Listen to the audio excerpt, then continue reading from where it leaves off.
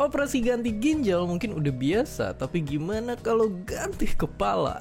Bayangin kalau tubuh kalian rusak tapi kepalanya masih sehat, kayak yang dialamin sama om-om satu ini. Dan ada satu ide gila, gimana kalau pindahin aja kepalanya?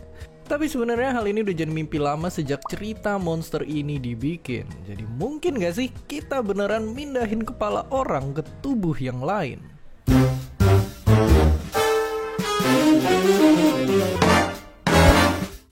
Oke, ayo kenalan dulu sama om-om tadi. Dia ini ngalamin penyakit bernama ribet ini yang bikin ototnya melemah dan ngapa-ngapain jadi susah. Terus Om Valery ngajuin diri buat jadi relawan operasi ganti kepala pertama di dunia, di mana kepalanya bakal dipindahin ke tubuh baru yang lebih sehat. Tapi setahun kemudian dia malah ngebatalin rencananya karena nggak mau ngambil resiko demi keluarga. Rencananya jadi berhenti di tengah jalan. Oke, tapi emang siapa yang ide buat ngelakuin operasi ini? Inilah dokter di balik rencana gila tersebut. Sejak tahun segini, dia bikin pengumuman mau ngelakuin operasi ganti kepala manusia pertama buat nyelamatin orang-orang kayak Om Valery tadi. Kalau berhasil, bisa jadi puluhan juta nyawa bisa diselamatin.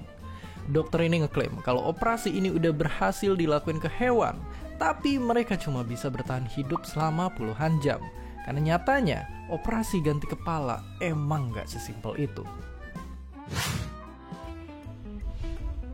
Jadi mula-mula kita butuh donor tubuh yang batang otaknya mati. Dan ini nyarinya susah banget.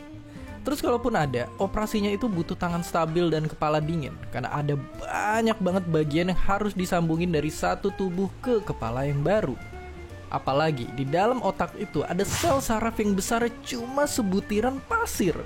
Jauh lebih susah dari nyambungin kabel yang belibet. Dan kalau sampai salah pasang... Tapi nggak cuma itu. Terus meskipun udah berhasil disambungin, otak itu masih butuh waktu buat adaptasi sama tubuh baru. Ibaratnya kayak kita pas pindah rumah dan ketemu lingkungan baru, otak juga perlu belajar lagi buat terbiasa sama badan yang barunya.